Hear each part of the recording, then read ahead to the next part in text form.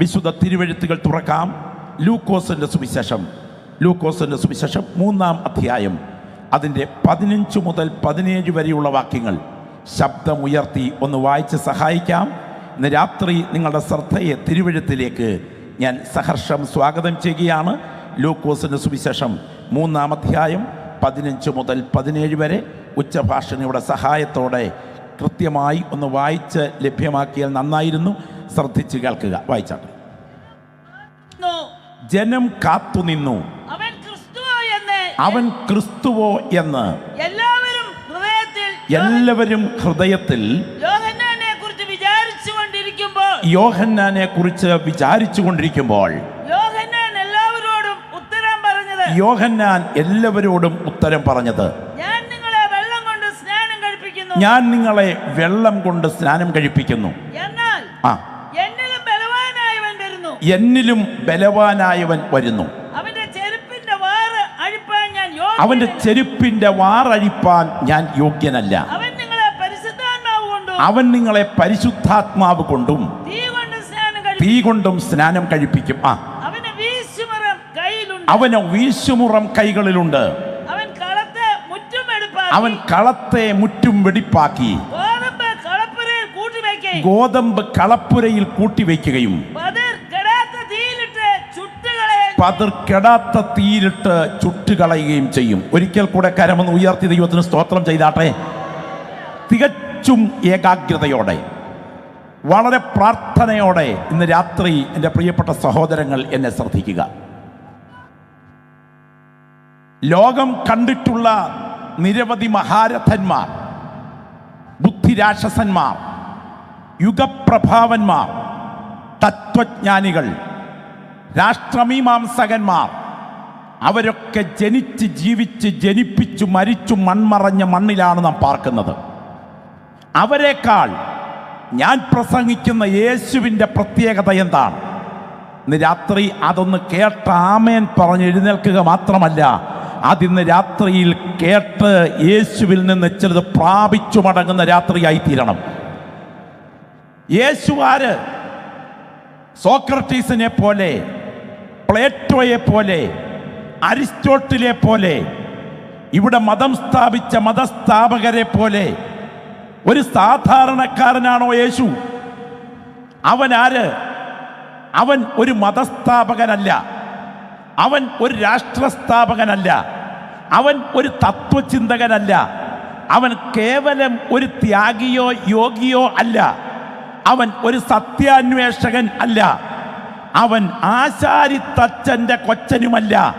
ഈ പ്രപഞ്ചമാകുന്ന മഹാസൗധം പടുത്തുയർത്തിയ പെരുന്തച്ഛനായ പ്രപഞ്ച ചക്രവർത്തിയുടെ ഏകജാതനാണ് എന്നിന്ന് രാത്രി ശിരസുന്നമിപ്പിച്ചു പറയാനാണ് ഈ സുവിശേഷ യോഗത്തിൻ്റെ ലക്ഷ്യം.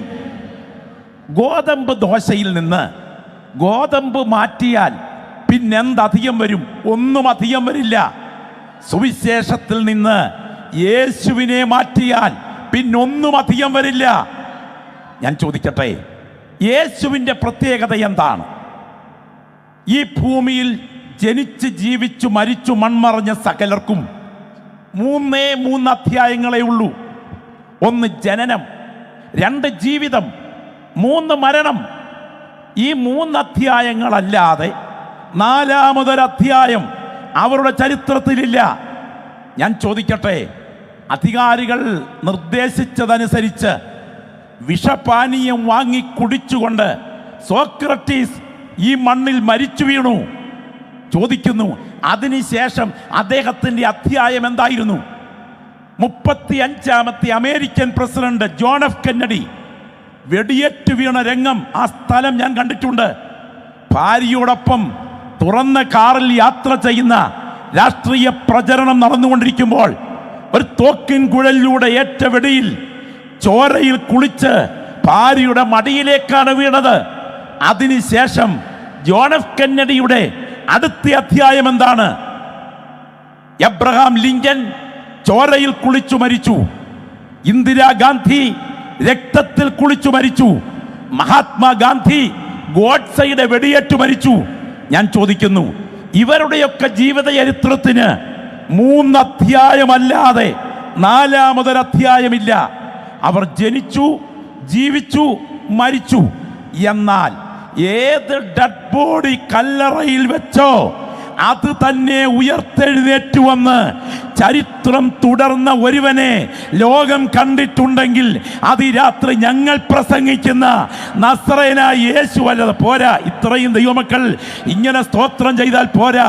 അകം കത്തുന്ന ദൈവമക്കൾ ശിരസുന്നമിപ്പിച്ച് പറയണം, കുഞ്ഞുങ്ങളെ കൂട്ടുവാൻ വല്ലതുമുണ്ടോ എന്ന് ചോദിച്ചുകൊണ്ട് അവർ മരിച്ച് മൺമറഞ്ഞെന്ന് വിചാരിച്ചവൻ ഉയർത്തെഴുന്നേറ്റു വന്ന ചരിത്രം തുടരുക മാത്രമല്ല, വെൺമണി ക്രൂസൈഡിൽ വിശ്വസിക്കുന്ന നിന്റെ വിഷയത്തെ കൈകാര്യം ചെയ്യാൻ യേശു ഈ രാത്രി ഇതിനകത്തെത്തിയിട്ടുണ്ട് എന്ന് തിരിച്ചറിയുന്ന ദൈവമക്കൾ പറയണം, അവന്റെ അധ്യായം മരണം കൊണ്ട് കഴിഞ്ഞില്ല. മരണത്തിന് ശേഷം ചരിത്രം തുടരുന്ന ഒരുവൻ ഉണ്ടെങ്കിൽ അത് ഈ രാത്രി ഞങ്ങൾ പ്രസംഗിക്കുന്ന യേശു മാത്രമാണ്. ഞാൻ പറയട്ടെ, BD വേണമെന്നില്ല, DD വേണമെന്നില്ല, വേദശാസ്ത്ര പണ്ഡിത പാരംഗതനാകണമെന്നില്ല, ഭാഷാ നൈപുണ്യം വേണമെന്നില്ല, വാക്കുകളുടെ നയാഗ്രാപ്രവാഹം നാക്കിൽ തത്തിക്കളിക്കണമെന്നുമില്ല. എട്ടും പൊട്ടും തിരിയാത്ത, സാമർഥ്യമൊട്ടുമില്ലാത്ത ഒരു സാധുവായ സഹോദരിയോ സഹോദരനോ യേശുവേ എന്ന് പൂർണ്ണ ആശ്രയത്തോടെ വിളിച്ചാൽ നിനക്ക് വേണ്ടി ഇന്ന് രാത്രി 9:15 യോഗം അവസാനിപ്പിക്കുന്നതിന് മുൻപ് ഇറങ്ങി ഇടപെടാൻ കഴിവുള്ള ഒരുവനുണ്ട്. അത് ഈ രാത്രി ഞങ്ങൾ പ്രസംഗിക്കുന്ന യേശുവാണ്. ഞാൻ ലളിതമായി പറയട്ടെ, അവൻ ഏത് വിഷയത്തിനും ഇടപെടും. നിന്റെ ജീവിതത്തിൽ ആശ്രയമുണ്ടോ അവന്റെ കരം ഇടപെട്ടിരിക്കും. ഇത് വന്നപ്പോഴാണ് എൻ്റെ മനസ്സിലൊരു ചിന്ത ഓടിയെത്തുന്നത്. വടക്കേ ഇന്ത്യയിൽ കർണാടകയാണെന്ന് എൻ്റെ ഓർമ്മ. അഗസ്റ്റിൻ എന്നൊരു കർത്തൃദാസൻ പ്രവർത്തന മേഖലയിലേക്ക് പോകാൻ വണ്ടിക്കൂലിക്ക് മാത്രമേ പണം കയ്യിലുള്ളൂ. അതും കയ്യിൽ വെച്ചുകൊണ്ട് ടിക്കറ്റ് എടുക്കേണ്ടത് ആവശ്യമായതുകൊണ്ട് ടിക്കറ്റ് എടുത്തു. പക്ഷേ കൊടിയ വിശപ്പാണ്, ഉള്ളിൽ കല്ല് ചെന്നാൽ ദഹിക്കുന്ന വിശപ്പ്, കണ്ണു വല്ലാതെ നനയുന്നുണ്ട്. എങ്കിലും ട്രെയിനിൽ കയറി. ഈ സമയം മനസ്സ് ചരിത്രത്തിൻ്റെ പിന്നാമ്പുറങ്ങളിലേക്കൊന്ന് പറന്നുപോയി. യേശുവിനെ സേവിക്കുവാനാണ് ഞാൻ ഗ്രാമത്തിലേക്ക് പോകുന്നത്. വിതുമ്പുന്ന അധരങ്ങളോടെ യേശുവിനോട് ഒരു കാര്യം പറഞ്ഞു, ഡാഡി മോന് വിശക്കുന്നു. കളി പറഞ്ഞതല്ല, ഉള്ളു പൊള്ളിപ്പറഞ്ഞതാണ്, അകം കത്തിപ്പറഞ്ഞതാണ്. അതേ പദം ആവർത്തിച്ചു, ഡാഡി ഈ മോന് വിശക്കുന്നു. വല്ലാതെ വിശക്കുകയാ. അത് കഴിഞ്ഞുള്ള 2 കമ്പാർട്ട്മെന്റ് കഴിഞ്ഞപ്പോ ഒരു ചെറുപ്പക്കാരൻ പുറത്തു വന്നിട്ട്, സുവിശേഷകൻ അഗസ്റ്റിൻ, പേരേതാണെന്നാണ് ഓർമ്മ, സുവിശേഷകൻ അഗസ്റ്റിൻ ഉണ്ടോ ഇവിടെ എന്ന കമ്പാർട്ട്മെന്റിന്റെ മുൻപിൽ നിന്ന് ചോദിക്കുമ്പോൾ ഒരു വലിയ കവറ കയ്യിലോട്ട് കൊടുത്തു. ആ കവർ തുറന്ന് നോക്കിയപ്പോ ഒരാഴ്ച കഴിക്കാനുള്ളതുണ്ട്. ഇന്ന് രാത്രി വചനം കേട്ടുകൊണ്ടിരിക്കുന്ന ഒരു ദൈവപൈതൽ ഇവിടെ ഉണ്ടെങ്കിൽ ഞാൻ പ്രസംഗിക്കുന്ന യേശു 2 തുട്ടിട്ടാൽ ചുണ്ടിൽ തിരിവരും തെണ്ടി ദൈവമല്ല. നിന്റെ വിഷയത്തിനകത്ത് ഇന്ന് രാത്രി ഇറങ്ങി പ്രവർത്തിക്കാൻ അവന് കഴിയും. അവനെ അനുഭവിച്ചറിഞ്ഞ ദൈവമക്കൾ ഈ രാത്രിയിൽ ഹിമാലയ പർവ്വതത്തിൽ മുനിയിരിക്കുന്നത് പോലെ ഇതിനകത്ത് ഇരുന്നിട്ട് എഴുന്നേറ്റ് പോകരുത്. ആ ശബ്ദം ഉയർത്തി ആരാധിക്കുന്നത് അപമാനമല്ല. അകത്ത് കത്തൽ അനുഭവിക്കുന്ന ദൈവമക്കൾ ഈ രാത്രി വാ തുറന്ന് വിളിക്കണം, യേശുവേ എന്ന്. അവൻ ഈ രാത്രി നിന്റെ വിഷയത്തിൽ ഇറങ്ങി ഇടപെടാൻ ശക്തനാണ്. നിങ്ങൾക്കറിയാമോ, ഈ യേശുവിനെ ഈ ഭൂമിക്ക് പരിചയപ്പെടുത്തി കൊടുക്കാൻ ദൈവം നിയോഗത്തോടെ അയച്ച ഒരു ദൈവഭൃത്യനുണ്ട്. 4 നൂറ്റാണ്ടിൻ്റെ പ്രവാചക ശബ്ദം നിലച്ച തലമുറയിൽ ഏലിയാവിൻ്റെ ശക്തിയോടും ആത്മാവോടും കൂടെ ഒരു പ്രവാചകൻ അയക്കപ്പെടും എന്ന നിർദ്ദേശത്തോടെ, വാഗ്ദാനത്തോടെ മലാക്കി പ്രവചനം അവസാനിച്ച് 4 നൂറ്റാണ്ടുകൾ പ്രവാചക ശബ്ദം നിലച്ച യഹൂദ സമൂഹത്തിൽ മരുഭൂമിയിൽ ഒരു ശബ്ദം മുഴങ്ങുന്നു. ഇദ്ദേഹത്തെ ജനിപ്പിച്ചത് തന്നെ, ദൈവം ജന്മം കൊടുക്കാൻ അനുവദിച്ചത് തന്നെ, അവൻ്റെ അമ്മയുടെ ഗർഭഗൃഹത്തിൽ ഉരുത്തിരിയാൻ അനുവദിച്ചത് തന്നെ ഒറ്റ ഉദ്ദേശത്തോടെയാണ്. ഒരു മിന്നൽ പിണർ പോലെ, ഒരു കൊള്ളിമീൻ പോലെ, ഒരു വെള്ളി നക്ഷത്രം പോലെ ആത്മീയ നഭസിൽ ഉദിച്ചുയർന്ന് വേഗം അപ്രത്യക്ഷമാകാൻ ദൈവം മുൻനിർണയിച്ച യോഹന്നാന്റെ ദൗത്യത്തിൽ ഏറ്റവും പ്രധാനപ്പെട്ട ലക്ഷ്യം യേശുവിനെ ആ തലമുറയ്ക്കൊന്ന് പരിചയപ്പെടുത്തി കൊടുക്കണം. യേശു ആരാണ്? യോഹന്നാൻ തൻ്റെ പരിചയപ്പെടുത്തൽ തുടങ്ങുകയാണ്. നിങ്ങൾ ശ്രദ്ധിക്കണം. യോഹന്നാൻ പറയുകയാണ്, എൻ്റെ പിന്നാലെ ഒരുവൻ വരുന്നു, അവൻ്റെ ചെരുപ്പിൻ്റെ വാറഴിപ്പാൻ ഞാൻ യോഗ്യനല്ല. സ്തോത്രം. എന്ന് പറഞ്ഞാൽ ഞാൻ പ്രവാചകന്മാരുടെ പ്രവചനത്തിന് പ്രചോദനം നൽകിയ പ്രവാചകാത്മാവല്ല, ഞാനൊരു വഴികാട്ടിയാണ്. എൻ്റെ പിന്നാലെ ഒരുത്തൻ എത്തിച്ചേരുന്നു, അവനാണ്, അവൻ്റെ ചെരുപ്പിൻ്റെ വാറ് കുനിഞ്ഞഴിക്കാനുള്ള യോഗ്യത പോലും എനിക്കില്ല. അത്ര വലിയവനാണ് എൻ്റെ പിന്നാലെ വരുന്നത്. ദൈവത്തിന് സ്തോത്രം. നമുക്കറിയാം, അടിമയുടമ സമ്പ്രദായം നിലവിലിരിക്കുന്ന കാലഘട്ടം. വീട്ടിൽ അടിമയുടെ ഡ്യൂട്ടിയാണ് ഉടമയുടെ കാലിലെ ചെരുപ്പഴിച്ചു മാറ്റുക എന്നുള്ളത്. എവിടേക്കെങ്കിലും പോകാൻ ഉടമ വീടിൻ്റെ വാതിക്കലെത്തുമ്പോൾ പ്രവേശന ഭാഗത്ത് പിന്നിലൂടെ ചെന്ന് മുട്ടുകുത്തി നിന്ന് ഭവ്യതയോടെ കാലിൽ ചെരുപ്പിട്ടു മുറുക്കി കൊടുക്കുന്ന ദൗത്യം അടിമയുടെ ഡ്യൂട്ടിയാണ്. ഉടമസ്ഥൻ യാത്ര ചെയ്ത് യജമാനൻ തിരിച്ചു വന്നു കഴിയുമ്പോൾ പിൻപിലൂടെ ചെന്ന് കുടിക്കാനുള്ള വെള്ളം കൈമാറി കാലിലെ ചെരുപ്പ് മുട്ടുകുത്തി നിന്ന് അഴിച്ചു മാറ്റേണ്ടത് ഒരു അടിമയുടെ ഡ്യൂട്ടിയാണ്. യോഹന്നാൻ പറയുന്നു, ഈ വരുന്ന ആളിനെ കണ്ടില്ലേ? ഇവൻ ആരെന്നറിയാമോ?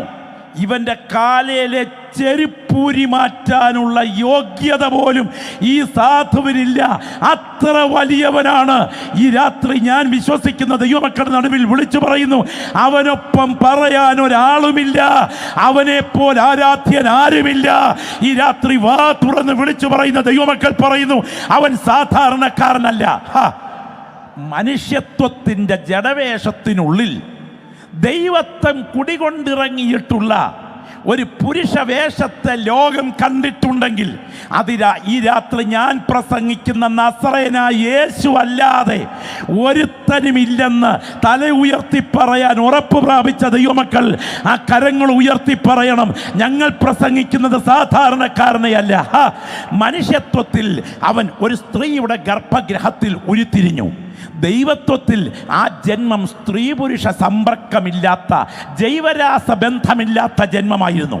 മനുഷ്യത്വത്തിൽ അവൻ ഒരിക്കൽ അത്തിയിൽ ഫലം തിരഞ്ഞു. ദൈവത്വത്തിൽ ഒറ്റ വാക്കിൽ അത്തിയെ ശപിച്ചുണക്കി. മനുഷ്യത്വത്തിൽ അവൻ ഒരിക്കൽ പടകിൽ തലയണ വെച്ചുറങ്ങി. ദൈവത്വത്തിൽ ഒറ്റ വാക്കിൽ പ്രകൃതിയെ നിലയ്ക്ക് നിർത്തി. മനുഷ്യത്വത്തിൽ അവൻ ലാസറിന്റെ കല്ലറയുടെ കവാടത്തിൽ കരഞ്ഞു. ദൈവത്വത്തിൽ മരിച്ച് 4 നാളായി നാറ്റം വെച്ചവനെ നന്മയ്ക്കാക്കി പുറത്തു കൊണ്ടുവന്നു. മനുഷ്യത്വത്തിൽ അവൻ ഒരിക്കൽ പടകിൽ തലയണ വെച്ചുറങ്ങി. ദൈവത്വത്തിൽ ഒറ്റ വാക്കിൽ അവൻ കടലോളങ്ങളെ ശാസിച്ചു നിർത്തി. മനുഷ്യത്വത്തിൽ അവൻ യെരൂശലേമിനെ നോക്കി കരഞ്ഞു. ദൈവത്വത്തിൽ അതിന് വരാൻ തുടങ്ങുന്ന ദുരന്തം പ്രവചിച്ചു. മനുഷ്യത്വത്തിൽ അവൻ ഒരു കുറ്റവാളിയെ പോലെ കാൽവറിയിൽ പിടഞ്ഞു മരിച്ചു. ദൈവത്വത്തിൽ ആ സമയം പ്രകൃതി ഇരുട്ടിൽ മറഞ്ഞു. മനുഷ്യത്വത്തിൽ അവൻ കല്ലറയിൽ ഒതുങ്ങി. ദൈവത്വത്തിൽ അവൻ കല്ലറയെ ഭേദിച്ചുയർത്തു. ഈ രാത്രി വചനം വിശ്വസിക്കുന്ന ദൈവമക്കൾ ആത്മാവിൽ പറയുന്നു, ഇല്ല, അവനൊപ്പം പറയാൻ ഒരാളുമില്ല, അവനെ പോലെ ആരാധ്യനാരുമില്ല, അവന് തുല്യം അവൻ മാത്രം. മനുഷ്യത്വത്തിന്റെ ജഡവേഷത്തിൽ ദൈവത്വം കുടികൊണ്ടിറങ്ങിയ യേശു, അവനെ യോഹന്നാൻ പരിചയപ്പെടുത്തി തുടങ്ങുകയാണ്. യോഹന്നാന്റെ ഒന്നാമത്തെ പരിചയപ്പെടുത്തൽ ഇവിടെയല്ല. യോഹന്നാന്റെ ഒന്നാമത്തെ പരിചയപ്പെടുത്തൽ യോഹന്നാന്റെ സുവിശേഷം 1-ാം അധ്യായത്തിന്റെ 29-ാമത് വാക്യം. സൂചിക്കുഴയിൽ നൂല് കയറുമ്പോൾ തയ്യൽക്കാർ ഏകാഗ്രതയോടെ നോക്കുന്നത് പോലെ ഇന്ന് രാത്രി ഞാൻ ഈ സംസാരിക്കുന്ന സന്ദേശം നിങ്ങളുടെ മനസ്സിൽ ആഴത്തിലൊന്നുറച്ചിരിക്കണം. ഈ രാത്രിയിൽ പ്രസംഗം കഴിയുമ്പോൾ ഇതിൻ്റെ കാമ്പും സത്തുമായവൻ നിങ്ങളുടെ വിഷയത്തെ അഴിച്ചെടുക്കാൻ ശക്തനാണ് എന്ന് ഞാൻ ഉറപ്പിച്ചു പറയുന്നു. ശ്രദ്ധിച്ചു കേൾക്കുക. യേശുവാര് യോഹന്നാൻ 1:29 വായിച്ചാട്ടെ. യേശു തന്റെ അടുക്കൽ വരുന്നത് അവൻ കണ്ടിട്ട്, ഇതാ ലോകത്തിന്റെ പാപം ചുമക്കുന്ന ദൈവത്തിന്റെ കുഞ്ഞാട്. ഒന്ന് കരമൊന്ന് ഉയർത്തി സ്തോത്രം ചെയ്താട്ടെ. ഒരിക്കൽ കൂടെ ശബ്ദം ഉയർത്തി കർത്താവിനെ മഹത്വപ്പെടുത്തണം. യോഹന്നാൻ പരിചയപ്പെടുത്തൽ തുടങ്ങുകയാണ്. ചരിത്ര പ്രസിദ്ധമായ വേദശാസ്ത്ര പ്രാധാന്യമുള്ള ഏറ്റവും ഗൗരവമേറിയ 3 പരിചയപ്പെടുത്തൽ. ഒന്നാമത്തെ പരിചയപ്പെടുത്തൽ, യേശു വരുന്നത് കണ്ടിട്ട് ഇതാ ലോകത്തിന്റെ പാപം ചുമക്കുന്ന ദൈവത്തിന്റെ കുഞ്ഞാട്. ഇത് യഹൂദ സമുദായത്തിന് നന്നായി മനസ്സിലാകും. ബുദ്ധി കൊണ്ട്, പരീശത്വവും വാർദ്ധക്യം കൊണ്ട്, പക്വതയും വിജ്ഞാനം കൊണ്ട് പാണ്ഡിത്യവും നേടിയ യഹൂദ സമുദായത്തിലെ ബുദ്ധിരാക്ഷസന്മാരായ മതത്തിൻ്റെ ആശയങ്ങൾ കമ്പോട് കമ്പ് മനഃപ്പാടമാക്കിയ വേദ പണ്ഡിതന്മാർ ഉൾപ്പെടുന്ന യഹൂദ സദസ്സിന് ഇത് നന്നായി മനസ്സിലാകും. ആണ്ടോടാണ്ട് കൂടുമ്പോൾ ആണ്ടിലൊരിക്കൽ പാപപരിഹാരത്തിൻ്റെ രക്തവും കയ്യിൽ പിടിച്ചുകൊണ്ട് അതിപരിശുദ്ധ സ്ഥലത്തെ പെട്ടക സ്ഥാനത്തേക്ക് മഹാപുരോഹിതൻ യാത്രയാകും. അതിനുവേണ്ടി ഉപയോഗിക്കുന്ന ഒരു യാഗവസ്തുവുണ്ട്. ദൈവത്തിന് സ്തോത്രം. മഹാപാപപരിഹാര ദിവസത്തിൽ കൊല്ലപ്പെടുവാൻ തുടങ്ങുന്ന ഒരു ജനതയുടെ പാപം ഏറ്റുവാങ്ങാൻ തുടങ്ങുന്ന ഒരു കുഞ്ഞാടിൻ്റെ മരണം നടക്കാൻ തുടങ്ങുന്നു. ആ കുഞ്ഞാടിനെ ദേവാലയങ്കണത്തിൽ യഹൂദന്റെ തങ്കക്കുട കെട്ടിടവും കനക കൊട്ടാരവും എന്ന് വിശേഷിപ്പിക്കാവുന്ന അബ്രഹാം തന്റെ മകനായ ഇസഹാക്കിനെ ബലി കഴിപ്പാൻ മോറിയായിൽ ഉപയോഗിച്ച കല്ല് അതിപരിശുദ്ധ സ്ഥലത്ത് വരത്തക്ക വിധം കല്ലുകൊണ്ടും വെള്ളി കൊണ്ടും പൊന്നുകൊണ്ടും ലെബനോനിലെ ദേവദാരുക്കൾ കൊണ്ടും പടുത്തുയർത്തിയ ആ തങ്കക്കുട കെട്ടിടമായ യെരൂശലേം ദൈവാലയത്തിന്റെ കവാടത്തിൽ ആ ജനതയുടെ പാപം ഏറ്റുവാങ്ങാൻ കൊല്ലപ്പെടാൻ തുടങ്ങുന്ന കുഞ്ഞാടിനെ ചൂണ്ടിക്കൊണ്ട് അവിടെ വരുന്ന മഹാപുരോഹിതനും സംഘങ്ങളും പറയും, ഈ ജനതയുടെ പാപത്തിന്റെ പരിഹാരത്തിനായി കൊല്ലപ്പെടാൻ തുടങ്ങുന്ന കുഞ്ഞാടാണിത്. എന്നാൽ സക്കറിയ പുരോഹിതന്റെ മകനായ യോഹന്നാൻ അതേ ശൈലിയിൽ പരിചയപ്പെടുത്തുകയാണ്, ഇത് യഹൂദ സമുദായത്തിന്റെ പാപപരിഹാരത്തിനായി കൊല്ലപ്പെടാൻ തുടങ്ങുന്ന കുഞ്ഞാടല്ല, ഇത് മനുഷ്യ സമുദായത്തിന്റെ പാപപരിഹാരത്തിനായി കൊല്ലപ്പെടാൻ തുടങ്ങുന്ന കുഞ്ഞാടാണ്. ഈ രാത്രി യേശുവിന്റെ രക്തത്താൽ കഴുകൽ പ്രാപിച്ച ദൈവമക്കൾ ഇവിടെ ഇരുന്ന് വിളിച്ചു പറയണം, ഞാൻ പ്രസംഗിക്കുന്ന യേശു ആര്? എൻ്റെ പാപത്തിന് പരിഹാരം വരുത്തി എന്നെ നിത്യതയ്ക്ക് ഓഹരിക്കാരനാക്കാൻ മാനവ ചരിത്രത്തിൽ പകരം മരണമേറ്റെടുത്ത ഒരുവനുണ്ടെങ്കിൽ അത് ഈ രാത്രി ഞാൻ പ്രസംഗിക്കുന്ന യേശുവാണ് എന്ന ബോധ്യം അനുഭവിക്കുന്ന ദൈവമക്കൾ ശബ്ദമുയർത്തിപ്പറ. അവൻ സാധാരണക്കാരനല്ല, അവൻ മനുഷ്യന്റെ പാപത്തിന്റെ പരിഹാരത്തിനായി അറുക്കപ്പെടാൻ തുടങ്ങുന്ന ദൈവത്തിന്റെ കുഞ്ഞാടാണ്. മദ്രാസിലെ മോനെ അറിയുമോ? കരിക്കൻവില്ല കൊലക്കേസിലെ 1ാമത്തെ പ്രതി, വളർത്തമ്മയുടെ വയറ്റിൽ കറിക്കത്തി കുത്തിക്കടത്തിയ ആ പ്രതി, ചോരയിൽ കുളിച്ച അദ്ദേഹത്തിൻ്റെ കയ്യിൽ പുരണ്ട പാപക്കറ കഴുകിക്കളയാൻ കഴിവുള്ള ഏത് രക്തമാണ് ഈ ഭൂമിയിലുള്ളത്? എന്നാൽ അവനെയും നിത്യതയ്ക്ക് അർഹനാക്കാൻ കഴിഞ്ഞ ഒരു രക്തമുണ്ടെങ്കിൽ അത് ഈ രാത്രി ഞങ്ങൾ പ്രസംഗിക്കുന്ന യേശുവിൻ്റെ പരിശുദ്ധ രക്തമാണ്. അനുഭവം പ്രാപിച്ച ദൈവമക്കൾ പറയുന്നു, ആ രക്തത്തിൻ്റെ വിടുതൽ ഏറ്റുവാങ്ങിയാൽ അതിൻ്റെ പുറകിൽ ദൈവശക്തി വ്യാപരിക്കും. ദൈവത്തിന് സ്തോത്രം. ഞാൻ പറയട്ടെ, യേശുവിൻ്റെ മരണം അത് സാധാരണ മരണമല്ല. ഈ രാത്രി മറ്റൊന്നും പ്രസംഗിച്ചില്ലെങ്കിലും യേശുവിൻ്റെ മരണം മാത്രം അകക്കണ്ണുകൾ കൊണ്ടൊന്ന് കണ്ടാൽ നിന്റെ വിഷയത്തിന് ഉത്തരം തരാൻ അവൻ്റെ കരം ബലത്തോടെ ചലിച്ചിരിക്കും. ഈ രാത്രി ആത്മാവിൽ ആരാധിക്കുന്ന ദൈവമക്കളുടെ കണ്ണുകൾ ആ സ്ഥലങ്ങളിലേക്ക് ഞാനൊന്ന് പെട്ടെന്ന് കൊണ്ടുപോകാനായിട്ട് ആഗ്രഹിക്കുക. ഞാനിന്ന് പറഞ്ഞു കഴിഞ്ഞ് നിങ്ങളോട് ചോദിക്കും, ഇതുപോലെ മരിച്ച ഒരുവൻ ചരിത്രത്തിലുണ്ടോ? യേശുവിൻ്റെ മരണം ചിന്തിക്കുമ്പോൾ 3 സ്ഥലം പ്രത്യേകം ചിന്തിക്കണം. 1 ഗതസമന, 2 ഗബത്ത, 3 ഗോൽഗോത്ത. മനസ്സിൽ ഒന്ന് കരുതുക. 1 ഗതസമന, പ്രാർത്ഥനയിൽ ചോര വിയർത്ത സ്ഥലം. 2 ഗബത്ത, ഒരടി അടിച്ചാൽ തൊലിയുരിയുന്ന, അടുത്ത അടിയിൽ പച്ചമാംസം കിറുകിറപ്പറിയുന്ന അടിയേറ്റ് മാംസം ചിതറി വീണ് രക്തം തെറിച്ചെത്തിയ സ്ഥലം. ഗോൽഗോത്ത, ക്രാനിയോൻ, കാൽവറി, ഒടുവിലത്തെ തുള്ളി രക്തവും എൻ്റെ പാപമോചനത്തിനായി ഊറ്റിവെച്ച സ്ഥലം. ഇത് കേൾക്കുന്ന രക്തത്താൽ കഴുകൽ പ്രാപിച്ച പാപമോചനം അനുഭവിച്ച ദൈവമക്കൾ ഇന്ന് രാത്രി കരങ്ങൾ ഉയർത്തി പറയണം, അതെൻ്റെ വിടുതലിൻ്റെ പദ്ധതിയാണ്. അത് ഓർക്കുമ്പോൾ മൗനമായിട്ടിരിക്കാൻ എനിക്ക് സാധ്യമല്ല. ആ ഗതസമനയിലേക്ക് നിങ്ങൾ നോക്കി. എൻ്റെ ഭാഷ ഞാൻ പറഞ്ഞാൽ, നരകത്തിൽ ഊറയ്ക്കിട്ട ദുർമനസാക്ഷിയോടെ, വഞ്ചനയിൽ തുകച്ചെടുത്ത ദുർമുഖത്തോടെ, സകല പൈശാചിക സത്വങ്ങളും ഒരുപോലെ മുഖത്തുരുണ്ടുകൂടിയ ഒരു വഞ്ചകൻ, ഒരു നരാധമൻ, എൻ്റെ മലയാള ഭാഷയിൽ പറഞ്ഞാൽ ഇരുതലമൂരി യൂദാ ഇസ്കരിയോത്ത, യേശുവിനെ വിറ്റ കാശ് പോക്കറ്റിലിട്ടുകൊണ്ട് യേശുവിന് കള്ളയുമ്മ കൊടുക്കുമ്പോൾ കീശയിൽ കിടക്കുന്ന കാശ് യേശുവിൻ്റെ ദേഹത്തൊരയുമ്പോഴും മനസാക്ഷി കുത്തില്ലാതെ ചുംബിക്കാൻ കഴിവുള്ള ആ മനുഷ്യനെ കുറിച്ച് എന്തു പറയാൻ? മാനവജാതിയുടെ ചരിത്രമുണ്ടായത് മുതൽ ഇതുവരെ സ്നേഹത്തിൻ്റെ പ്രതീകമായി ഉപയോഗിച്ചിട്ടുള്ള ചുടുചുംബനത്തെ വഞ്ചനയുടെ മീഡിയമാക്കി മാറ്റിക്കൊണ്ട് യേശുവിനെ ചുംബിക്കുമ്പോൾ മറ്റുള്ളവരുടെ മുൻപിൽ നിന്ന് ആക്രോശിക്കുകയോ പൊട്ടിത്തെറിക്കുകയോ ചെയ്യാതെ സ്നേഹിത എന്ന് പറഞ്ഞ യേശു പ്രാർത്ഥിക്കുന്ന നിനക്കൊരു മാതൃകയായിരിക്കട്ടെ.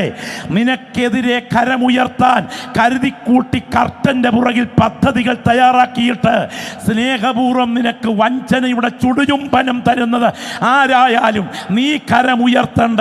നീതിയോടെ വിധിക്കുന്നവങ്ങൾ കാര്യം കൈമാറിയാൽ സമയത്ത് ഇടപെടാൻ കഴിവുള്ളവനാണ് പ്രാർത്ഥിക്കുന്ന നിനക്ക് വേണ്ടി ഇറങ്ങി ഇടപെടുന്ന ദൈവമെന്ന് ബോധ്യമുള്ള ദൈവമക്കൾ വിളിച്ചു പറയണം, എൻ്റെ യേശു എൻ്റെ ജീവിതത്തിൻ്റെ മാതൃക. ഒരടി അടിച്ചാൽ തൊലിയുരിയുന്ന, അടുത്ത അടിയിൽ പച്ചമാംസം കിറുകിറ പറഞ്ഞു വീഴുന്ന അടി ഗബത്തയിൽ വെച്ചേൽക്കുകയാണ്. കൈകാലുകൾ നിലത്തോട് ചേർത്ത് റാ പോലെ വളച്ചു നിർത്തി അടിച്ച് തകർത്ത് ചോരയിൽ കുളിപ്പിച്ച് ക്രൂശിൻ്റെ ഭാരത്താൽ സന്ധിബന്ധങ്ങൾ തകർന്ന് കൊടും ചൂടിനാൽ ശരീരം ചുട്ടരിഞ്ഞ് ദാഹത്താൽ സർവാംഗവും തളർന്ന് അർത്ഥപ്രാണനായി അർത്ഥനഗ്നനായി അവൻ ഗോൽഗോഥയെ സമീപിക്കുക. ഇത് കാണുന്ന ഒരു ദൈവപൈതലിന് കൈകെട്ടി വാപൂട്ടിയിരിക്കാൻ പറ്റില്ല. എൻ്റെ രക്ഷകൻ്റെ മരണം കേൾക്കുമ്പോൾ പഴയ പാമ്പിൻ്റെ തല തകർന്ന രംഗം മനസ്സിൽ ഓർമ്മ വരുന്ന ദൈവമക്കൾ ആഘോഷത്തോടെ ദൈവത്തിന് സ്തോത്രം ചെയ്യണം. ദൈവത്തിന് സ്തോത്രം. ക്രൂശുമായി ഗോൽഗോഥയിൽ എത്തിക്കഴിഞ്ഞു.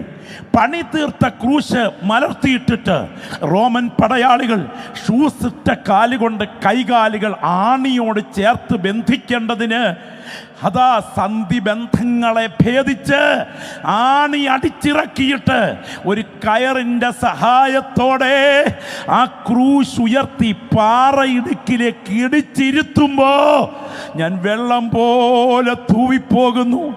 എൻ്റെ അസ്ഥികളെല്ലാം ബന്ധം വിട്ടിരിക്കുന്നു. അവയെല്ലാം എനിക്കെണ്ണാം എന്ന പ്രവാചക വാക്യം നിവർത്തിച്ചുകൊണ്ട് ആകാശത്തിനും ഭൂമിക്കും നടുവിൽ തൂങ്ങിക്കിടക്കുന്ന ക്രൂശിൽ അടിച്ച് തകർത്ത പുറം മരത്തോട് ഉരയുമ്പോൾ പിതാവേ, ഇവർ ചെയ്യുന്നത് ഇന്നതെന്നറിയായിക്കൊണ്ട് ഇവരോട് ക്ഷമിക്കണമേ എന്ന് നിലവിളിക്കുന്ന യേശുവിനെ എൻ്റെ മുൻപിലിരിക്കുന്ന ദൈവമക്കളുടെ കണ്ണുയർത്തി ഒന്ന് കാണുക. അവിടെയാണ് നമ്മുടെ പാപമോചനം, അവിടെയാണ് നമ്മുടെ വീണ്ടെടുപ്പ്, അവിടെയാണ് പഴയ പാമ്പിൻ്റെ തല തകർന്നത്. ഇന്ന് രാത്രി നാം അനുഭവിക്കുന്ന സകല ആത്മീയ സത്തയുടെയും അടിത്തറ അത് കാൽവറിയിലെ ബലിമരണ രംഗമാണ്. സ്തോത്രം. ഞാൻ ഈ രാത്രി നിങ്ങളുടെ ശ്രദ്ധയ ഭാഗത്തേക്ക് ക്ഷണിക്കുകയാണ്. ഞാൻ ചോദിക്കട്ടെ, അമ്മ ജന്മം തരാൻ നേരത്ത് പെടഞ്ഞു മരിച്ചു എന്ന് ഒരു മകൻ അറിഞ്ഞാൽ ആ മകൻ ചോരയിൽ പിറന്നവനാണെങ്കിൽ അവൻ ചിരിക്കില്ല, കരയും. കൊറിയയിൽ കമ്മ്യൂണിസ്റ്റ് ആധിപത്യം അതിൻ്റെ ഭീകരത കാട്ടിക്കൊണ്ടിരിക്കുന്ന കാലം. ഒരു സാധുവായ അമേരിക്ക സ്ത്രീ നവജാത ശിശുവായി ജനിച്ചു വീണൊരു കുഞ്ഞിനെ തോളിൽ ചേർത്ത് വെച്ച് പട്ടിൽ പൊതിഞ്ഞ് നെഞ്ചോടടുപ്പിച്ചുകൊണ്ട് കൊടും ശൈത്യം, അസ്ഥി കോച്ചുന്ന തണുപ്പിൽ ഒരു വീടിൻ്റെ ഓരത്തോട്ട് കയറി നിൽക്കുകയാണ്. അമേരിക്കൻ വൈര്യം കത്തി നിൽക്കുന്നത് കൊണ്ട് അകത്തു നിന്ന് പുറത്തോട്ടിറങ്ങി വന്ന ആ വീട്ടിലെ ചില ആളുകൾ, പോ, ഇവിടെ കയറരുത്, കണ്ടവർക്കെല്ലാം കയറിച്ചാരാനുള്ള സ്ഥലമല്ലിത്, പോ എന്ന് പറഞ്ഞ് ആട്ടിയിറക്കുമ്പോൾ ആ അസ്ഥി കോച്ചുന്ന മാംസമുറയ്ക്കുന്ന ശൈത്യത്തിൽ അടുത്ത വീടിൻ്റെ ഓരത്തേക്ക് ആ സാധു സ്ത്രീ കയറി നിന്നു. അവിടെ നിന്ന് മാട്ടിയിറക്കി. ആ സമയം ആരോ പറഞ്ഞു, ദേ ആ കാണുന്ന ഒരു പാലമാണ്, അതിൻ്റെ അങ്ങേക്കരയിൽ മഞ്ഞ് മൂടി കാണുന്ന ഒരു ഓർഫനേജാണ്. അവിടെ എത്തിയാൽ അവിടെ ഒരു സുവിശേഷകനുണ്ട്, നിങ്ങൾക്ക് വേണ്ട കരുതൽ തരും. നിങ്ങൾക്കറിയാമോ, ഈ സ്ത്രീ നടക്കാൻ തുടങ്ങി. വെച്ച് വെച്ച് വെച്ച് വിറച്ച് വിറച്ച് വിറച്ച് വെച്ച് ആ പാലത്തിൻ്റെ അടുക്കൽ ചെന്നപ്പോൾ ആ സ്ത്രീക്ക് മനസ്സിലായി, ഇനിയും ഒരു ചുവട് വെക്കാൻ എനിക്ക് ആരോഗ്യമില്ല, ഞാൻ മരിച്ചു പോകും. അവൾ നേരെ പാലത്തിനടിയിലേക്ക് ഇറങ്ങി. ഒരു കല്ല് ഇരുന്ന് അവളുടെ കുഞ്ഞിനെ മടിയിലേക്ക് വെച്ചിട്ട് അവളുടെ മുഴു ശരീരം കൊണ്ട് ആ കല്ലിലെ ആ മടിയിലിരിക്കുന്ന കുഞ്ഞിൻ്റെ ദേഹത്തേക്ക് കുനിഞ്ഞ് ആ കെട്ടിപ്പിടിച്ചിരിക്കുന്ന ഇരിപ്പിൽ അവൾ മരവിച്ചു മരിച്ചുപോയി. പിറ്റേ ദിവസം രാവിലെ അതുവഴി ഇറങ്ങി വന്ന മിഷണറി ഒരു കുഞ്ഞിൻ്റെ എങ്ങലടി കരച്ചിൽ കേട്ട് കാതോർത്തിറങ്ങി ചെന്നപ്പോൾ ഞെട്ടിപ്പിക്കുന്ന കാഴ്ച. ഒരമ്മയുടെ മടിയിൽ ഒരു കുഞ്ഞ് ജീവന് വേണ്ടി പിടയുന്നു. അമ്മയുടെ ഡെഡ് ബോഡിയാണ് മരവിച്ച് ചത്തിരിക്കുക. അമ്മയുടെ ശവമടക്ക് നടത്തി. ഈ കുഞ്ഞിനെ ഓർഫണേജിൽ വളർത്തി. 10ാം വർഷം മുറിയിലേക്ക് ചെന്നിട്ട് പറഞ്ഞു, മോനെ നീ ഇവിടെ വന്നത് എങ്ങനെയാണെന്ന് അറിയാമോ? ദേ ആ കല്ലിൽ നിന്റെ അമ്മ മടിയിൽ വെച്ച് മരവിച്ചു മരിച്ച ബോഡിയുടെ മടിയിൽ നിന്നാണ് എനിക്ക് നിന്നെ കിട്ടിയത്. ഇവൻ കരയാൻ തുടങ്ങി. രാവിലെ സമയം പ്രഭാത പ്രാർത്ഥനയ്ക്ക് വിളിച്ചപ്പോൾ മുറിയിൽ ഈ പയ്യനില്ല. മഞ്ഞിൽ പുതഞ്ഞു കിടക്കുന്ന പാദങ്ങളെ പിൻപറ്റി താഴോട്ടിറങ്ങിച്ചെന്നപ്പോൾ ഞെട്ടിപ്പോയി ആ കാഴ്ച. ആ കല്ലിലോട്ട് കവിണ് വീണുകൊണ്ട് എനിക്ക് വേണ്ടി ഓടി രക്ഷപ്പെടാതെ എന്നെ കരുതാൻ മടിയിൽ കെട്ടിപ്പിടിച്ച് മരവിച്ചു മരിച്ച എൻ്റെ അമ്മേ എന്ന് പറഞ്ഞുകൊണ്ട് അവൻ അലറിക്കരയുകയാണ്. ആ മകന് മാത്രമേ ആ വികാരമുണ്ടാകൂ. ആ കരമൊന്ന് ഉയർത്തിപ്പിടിച്ചേ. നിങ്ങൾ ഇന്ന് രാത്രി എത്രത്തോളം ശബ്ദമുയർത്താമോ അത്രത്തോളം ശബ്ദമുയർത്തി. നിങ്ങളെ ചിരിപ്പിക്കാനല്ല ഞാൻ ഈ വേദിയിൽ വന്നിരിക്കുന്നത്, നിങ്ങളെ അത്ഭുത പരതന്ത്രരാക്കാനല്ല ഇന്ന് രാത്രി വന്നിരിക്കുന്നത്. ഈ മീറ്റിംഗ് അവസാനിക്കും മുൻപ് നിങ്ങൾ ക്രൂശിലേക്കാണ് കണ്ണുയർത്തുന്നതെങ്കിൽ അവൻ്റെ കരം ഈ രാത്രി നിന്നെ വിടുവിച്ചെടുക്കുന്ന രാത്രിയായിരിക്കുമെന്ന ബോധ്യം അനുഭവിക്കുന്ന പ്രിയപ്പെട്ടവർ കരങ്ങളൊന്ന് ഉയർത്തിപ്പിടിച്ച് വെൺമണി ക്രൂസൈഡിൻ്റെ ഗ്രൗണ്ടിലിരുന്ന് ഇന്നേക്ക് 2000 ആണ്ടുകൾക്കപ്പുറത്ത് കാൽവറിയിൽ പിടഞ്ഞു മരിച്ച നമ്മുടെ രക്ഷകനെ നോക്കിക്കൊണ്ട് ഈ രാത്രി കരമുയർത്തി സ്തോത്രം ചെയ്യണം. അവിടെയാണ് പഴയ പാമ്പിന്റെ തല തകർന്നത്. ആ നാഥന്റെ മരണരംഗം ഘോരമാണ്. ആ കഠിന വേദനയിൽ അവൻ പിടഞ്ഞുകൊണ്ടിരിക്കുമ്പോ നിങ്ങൾക്കറിയാമോ, ക്രൂശിക്കപ്പെടുന്ന ആളുകൾ സാധാരണ മരിക്കുന്നത് ശ്വാസം മുട്ടിയാണ്, ചോര ചിന്തിയല്ല. 2 കാലുകളിലേക്കും ശരീരഭാരമേൽപ്പിച്ചു കഴിയുമ്പോൾ മുകൾ ഭാഗത്തെ ഭാരം ശരീരത്തിൻ്റെ മുട്ടുകളിലേക്ക് വളഞ്ഞേൽപ്പിച്ചു കൊടുത്തു കഴിഞ്ഞാൽ ശരീരം ഒരു മാംസക്കഷണം പോലെ തൂങ്ങിക്കിടന്ന് 2 വശത്തെ ദൃഢഗ്രന്ഥികൾ പേശികൾ ലങ്സിൽ ഉറയ്ക്കുന്നതിനാൽ ആള് ശ്വാസം കിട്ടാതെ പിടയും. ആ പിടച്ചിൽ നടക്കുന്ന സമയം അവിടുത്തെ രത്നഖചിതമെന്ന് പറയുന്നത് പോലെ ഉയർന്ന പരിശുദ്ധ മൊഴികളിൽ ഒരു മൊഴിയുണ്ട്. നിവർത്തിയായി. രാത്രി കരമൊന്ന് ഉയർത്തി ദൈവത്തെ മഹത്വപ്പെടുത്തിക്കേ. ദൈവത്തിന് സ്തോത്രം. ഞാൻ ഈ രാത്രി പറയാം, ഉരുളിച്ച വേണ്ട, ഉരുള് നേർച്ച വേണ്ട, അർപ്പണം വേണ്ട, തർപ്പണം വേണ്ട, യാഗങ്ങൾ വേണ്ട, കർമ്മങ്ങൾ വേണ്ട, വെളിച്ചെണ്ണ വേണ്ട, വെടിവഴിപാട് വേണ്ട, യാതൊന്നും വേണ്ട. ഇരിക്കുന്ന ഇരിപ്പിലിരുന്നു കൊണ്ട് നിന്റെ കണ്ണുകൾ കാൽവറിയിലേക്ക് ഉയർത്തിയാൽ ഉലകവും വിറയ്ക്കത്തക്ക വിധം വ്യാപരിച്ച ആ വിടുതലിന്റെ വ്യാപാര ശക്തി ഇന്ന് രാത്രി നിന്റെ കോശങ്ങളിൽ വ്യാപരിച്ച് ഈ രാത്രി ഈ ഗ്രൗണ്ട് വിട്ട് എഴുന്നേൽക്കുന്നതിന് മുൻപ് നിന്റെ ചോദ്യത്തെ അഴിച്ചെടുക്കാൻ യേശുവിന്റെ കരത്തിന് ശക്തിയുണ്ടെന്ന് തിരിച്ചറിയുന്ന ദൈവമക്കൾ ലജ്ജ കൂടാതെ ശബ്ദം ഉയർത്തി വിളിച്ചു പറയണം, ആ കാൽവറിയിലേക്ക് എൻ്റെ കണ്ണുകൾ ഞാൻ ഉയർത്തുകയാണ്, നിവർത്തിയായി. അതിനോടനുബന്ധിച്ച് അവിടുന്ന് പറഞ്ഞൊരു വാചകമുണ്ട് കേട്ടോ, തിരുവഴുത്ത് നിവർത്തിയാകും വണ്ണം എനിക്ക് ദാഹിക്കുന്നു എന്ന് പറഞ്ഞു. അവിടുത്തെ പ്രവാചക വാക്കുകളിൽ കണ്ണോടിച്ചപ്പോൾ മനസ്സിലായി, ദാഹിക്കുന്നു എന്നതുകൂടെ നിവർത്തിക്കപ്പെടാനുണ്ട്. അവർ അവന് കണ്ടിവെണ്ണ കലർത്തിയ വീഞ്ഞു കുടിപ്പാൻ കൊടുത്തു. നിങ്ങൾ ഓർക്കണം, എന്താ കണ്ടിവെണ്ണ കലർത്തിയ വീഞ്ഞ്? ആനക്കുട്ടിയുടെ പ്രഥമ വിസർജ്യം അതാണ് കണ്ടിവെണ്ണ. കണ്ടിവെണ്ണയും പ്രത്യേക അനുപാതത്തിൽ പുളിപ്പിച്ച വീഞ്ഞും പ്രത്യേക രാസവസ്തുക്കൾ, അതേ വസ്തുക്കളോട് ചേർത്ത് തയ്യാറാക്കിയ ലോക്കൽ അനസ്തേഷ്യയാണ്. പലസ്തീൻ നാട്ടിലെ സ്ത്രീകൾ, ധനിക സ്ത്രീകൾ ക്രൂശിതരുടെ വേദന അവസാനിപ്പിക്കാൻ നൽകുന്ന മയങ്ങിപ്പോകുന്ന പാനീയമാണത്. അവൻ്റെ നാവിൻ്റെ ഭാഗത്തേക്ക് അത് അടുപ്പിച്ചപ്പോ മനസ്സിലായി ബോധം കെടുത്താനുള്ളതാണ്. വേണ്ട, മനുഷ്യവർഗത്തിൻ്റെ പാപപരിഹാരയാഗം ബോധത്തോടെ തന്നെ നടത്താൻ അവനത് വേണ്ട എന്ന് വെച്ചു. ഈ രാത്രി കരമുയർത്തി ദൈവത്തെ ആരാധിക്കുന്ന ദൈവമക്കൾ ശബ്ദമുയർത്തി ക്രൂശിലേക്ക് നോക്കിയിട്ട് പറയണം, അവിടെയാണ് എൻ്റെ വിടുതൽ നടക്കുന്ന രാത്രി. ദൈവത്തിന് സ്തോത്രം. എന്നിട്ട് അവിടുന്ന് ശബ്ദമുയർത്തി ആ ദൈവത്തിന് സ്തോത്രം പറയുന്ന വാക്കുകൾ നിങ്ങൾ ശ്രദ്ധിക്കണം. ഈ പ്രത്യേക സമയം എന്താ നടന്നത്? ഉടനെ മന്ദിരത്തിലെ തിരശീല മുകൾ തൊട്ടടിയോളം രണ്ടായി കീറിപ്പോയി. 70 അടി നീളവും 30 അടി വീതിയും 3 തൂണുകളിൽ 4 ഇഞ്ച് കനത്തിൽ ഏതാണ്ട് ആദ്യ കുതിരകളെ കൂട്ടമായി കെട്ടി വലിച്ചാലും കീറാത്ത ആ വലിയ തിരശീല മുകൾ തൊട്ടടിയോളം കീറിയത് പാപിയായ മനുഷ്യനും പരിശുദ്ധനായ ദൈവത്തിനും തമ്മിൽ പാപപരിഹാരാർത്ഥം അടുത്ത് ചെല്ലാൻ മാധ്യമങ്ങൾ വേണ്ട. വിശ്വസിക്കുന്ന ആർക്കും ധൈര്യത്തോടെ കൃപാസനത്തിലേക്ക് അടുത്ത് ചെല്ലാൻ കവാടം തുറന്നുകൊണ്ട് ആ തിരശീല രണ്ടായി കീറി മാറി. ഞാൻ നിങ്ങളൊരു കാര്യം ചോദിക്കട്ടെ, ഭൂകമ്പം ഉണ്ടാകുന്നത് എങ്ങനെ? ചോദ്യത്തിന് ഉത്തരം ഇവിടെ ഇരിക്കുന്ന കുട്ടികൾ തരും. 39,000 മൈൽ ചുറ്റളവും 40,000 മൈൽ ക്രോസളവുമുള്ള ചുക്കിച്ചുളിഞ്ഞ നാരിങ്ങത്തോട് പോലെയുള്ള പച്ചപ്പട്ട് വിരിച്ച ഈ ഭൂമിയുടെ അകക്കാമ്പ് എന്ന് പറയുന്നത് ഉരുകിത്തിളയ്ക്കുന്ന ലോഹദ്രാവകമാണ്. അതിന് മുകളിൽ സ്ഥിതി ചെയ്യുന്ന പ്രത്യേക പ്ലേറ്റിനെയാണ് ടെക്ടോണിക് പ്ലേറ്റുകൾ എന്ന് പറയുന്നത്. ആ ടെക്ടോണിക് പ്ലേറ്റുകളിലാണ് ഭൂഖണ്ഡങ്ങൾ നിലകൊള്ളുന്നത്. അത് ദൈവത്തിന് സ്തോത്രം പൊങ്ങുതടി പോലെ, സമുദ്രത്തിൽ പൊങ്ങുതടി പോലെ പൊങ്ങിക്കിടന്ന് പൊട്ടിച്ചിതറിക്കിടക്കുകയാണ്. ഒരു ഭൂഖണ്ഡത്തെ വഹിക്കുന്ന പ്ലേറ്റ് മറ്റൊരു ഭൂഖണ്ഡവുമായി ചേർന്ന് വരിപ്പുരയുമ്പോൾ സംഭവിക്കുന്ന ആഘാതം നമുക്ക് അനുഭവപ്പെടുന്നതാണ് ഭൂകമ്പം. അങ്ങനെയാണെങ്കിൽ എൻ്റെ യേശുവിൻ്റെ ഈ ശബ്ദം പുറത്തോട്ട് വന്ന ഉടനെ ഭൂമി കുലുങ്ങിയെന്ന് പറയാൻ കാരണം, പാതാള ലോകത്തിൽ ഈ രാത്രി വചനം ഏറ്റെടുക്കുന്ന ഒരു ദൈവവൈതൽ ഇവിടെയുണ്ടോ?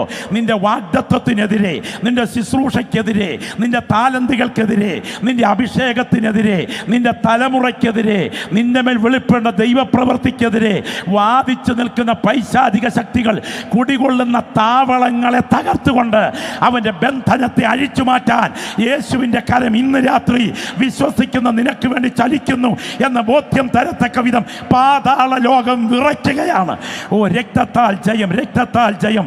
പാറകൾ പിളർന്നു. ഞാൻ ഈ രാത്രി വചനം കേൾക്കുന്ന ദൈവമക്കളോട് ചോദിക്കട്ടെ, ഇങ്ങനൊരു മരണം സോക്രട്ടീസിന്റെ മരണത്തിൽ സംഭവിച്ചിട്ടുണ്ടോ?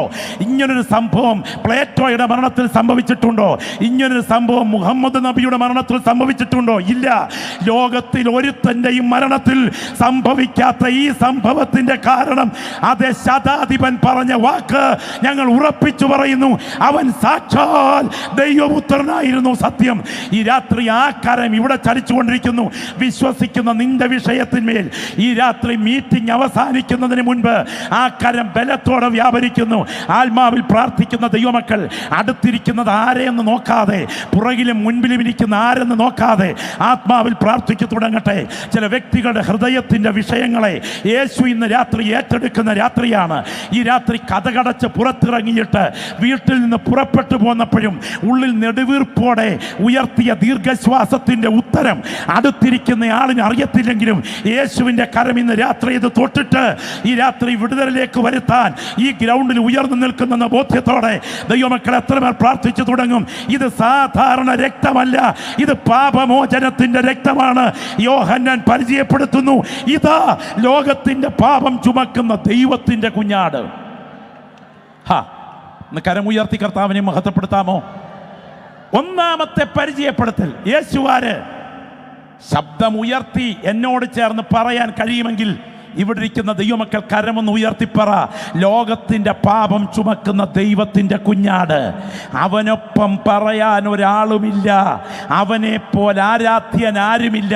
ഞാൻ പറയട്ടെ, സകല രോഗശാന്തിയേക്കാൾ വലുതാണ് പാപശാന്തി എന്ന് വിശ്വസിക്കുന്ന എത്ര പേര് ഇതിനകത്തുണ്ട്?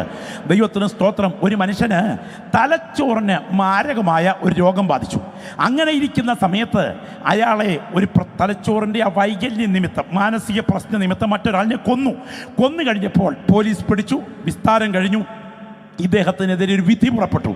വിധി നടപ്പിലാക്കാൻ തുടങ്ങുന്ന അന്ന് നാട്ടുകാരും വീട്ടുകാരും എല്ലാവരും കൂടെ ചേർന്ന് ഇദ്ദേഹത്തിൻ്റെ ഡോക്ടേഴ്സ് സർട്ടിഫിക്കറ്റ് വെച്ചൊരു കത്ത് പ്രസിഡന്റിന് കൊടുത്തു. പ്രസിഡന്റ് ഇദ്ദേഹത്തെ ആ വിധിയിൽ നിന്ന് രക്ഷപ്പെടുത്തി. ആ വിധിയിൽ നിന്ന് രക്ഷപ്പെട്ട റിപ്പോർട്ടുമായി നേരെ ജയിലിൽ ചെന്നപ്പോൾ നിങ്ങൾക്ക് കേൾക്കണോ, ആള് തലച്ചോറിൻ്റെ പഴയ രോഗത്താൽ മരിച്ചു കിടക്കുക.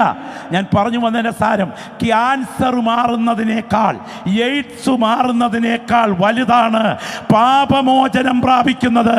ഇന്ന് രാത്രി ഞാൻ മരിച്ചാൽ വിശ്വാസത്തോടെ എത്ര പേർക്ക് പറയാൻ കഴിയും, പട്ടും ധൂമ്രവർണ്ണവും ധരിച്ച് സുഖിച്ചു മതിച്ചു പുളച്ച് രസിച്ച് ഈ മണ്ണിൽ കഴിഞ്ഞതിന് ശേഷം ഒരു തുള്ളി വെള്ളത്തിനായി പിടയുന്ന നരകമാണ് നിന്നെ കാത്തിരിക്കുന്നതെങ്കിൽ നിന്നെ പോലെ അരിഷ്ടൻ മറ്റാരുമില്ലെന്നും, എന്നാൽ ഇന്ന് രാത്രി എൻ്റെ യേശുവാണ് എൻ്റെ രക്ഷകനെന്ന് ഉറച്ച് വിശ്വസിക്കുന്ന ഒരാൾ ഇവിടെ ഉണ്ടെങ്കിൽ ഇന്ന് രാത്രി കിടക്കുന്ന കടപ്പറ മരണയറയായി മാറിയാൽ എൻ്റെ വിശ്രമം എൻ്റെ വീണ്ടെടുപ്പുകാരൻ്റെ മാർവിലാണെന്നും ഉറപ്പ് പ്രാപിച്ച ദൈവമക്കൾ വിളിച്ചു പറയണം, അവൻ സാധാരണക്കാരനല്ല, അവൻ ലോകത്തിന്റെ പാപം ചുമക്കുന്ന ദൈവത്തിന്റെ കുഞ്ഞാട്.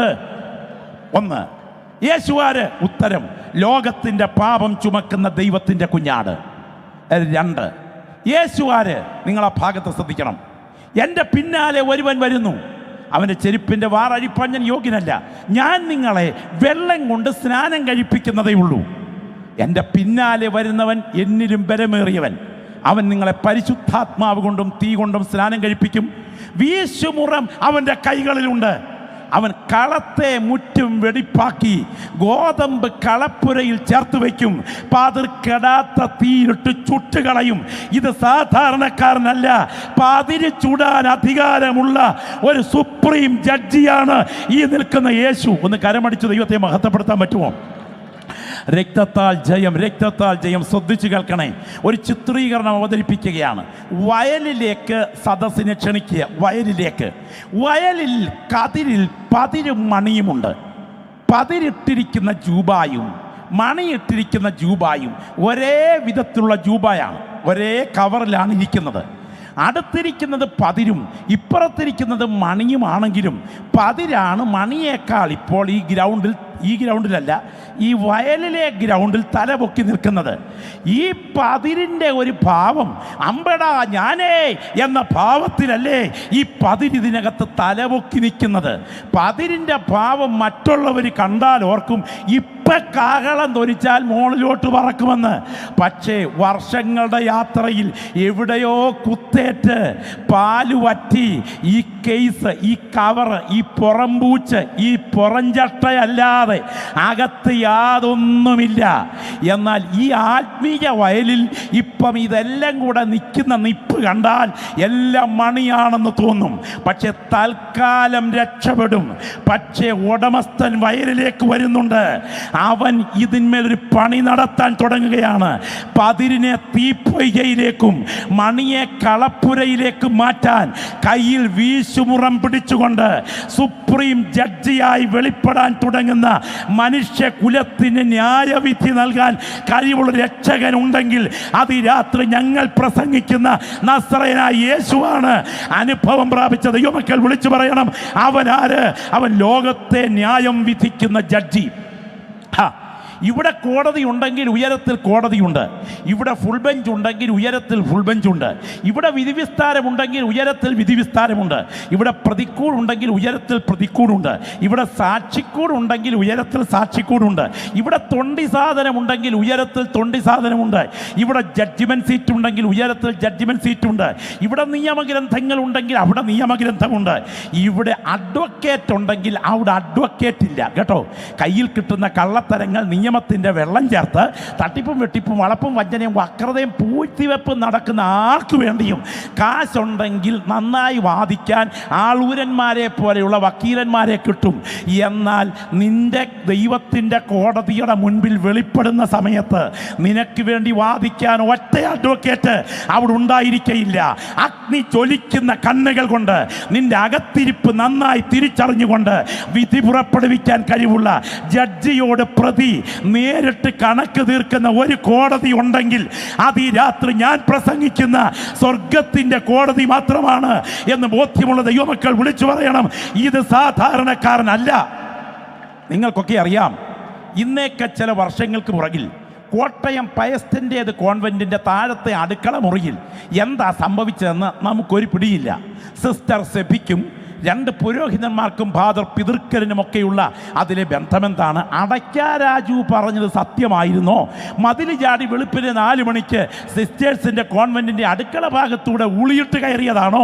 ദുർമാർഗമാണോ സംഭവിച്ചതൊന്നും നമുക്കറിയത്തില്ല. കാരണം 4 പേര് കൂടിയാൽ ഏത് വിശുദ്ധനെയും അശുദ്ധനാക്കാം. 4 പേര് കൂടിയാൽ ഏത് വിശുദ്ധനെയും അശുദ്ധനാക്കുകയും ഏത് അശുദ്ധനെയും വിശുദ്ധനാക്കുകയും ചെയ്യാം. എന്നാൽ ഞാനൊരു വസ്തുത പറയട്ടെ. എറണാകുളം ഹൈക്കോടതി ജഡ്ജ് ബസ്വന്ത്, ദൈവത്തിന് സ്തോത്രം, ഈ പ്രതികളെ റിമാൻഡിലേക്ക് വിട്ടുകൊടുത്തുകൊണ്ട് പ്രസ്താവിച്ചൊരു വിധി പ്രസ്താവനയുടെ ഒരു പകർപ്പെന്ന് മനോരമയിൽ വന്നിരുന്നു. അദ്ദേഹം പറഞ്ഞ വാക്കുകൾ ഇങ്ങനെയാണ്: ഭൂമിയിൽ നീതി നിറവേറ്റപ്പെട്ടില്ലെങ്കിലും ദൈവത്തിൻ്റെ കോടതി നീതി നിറവേറ്റുമെന്നോർക്കണം.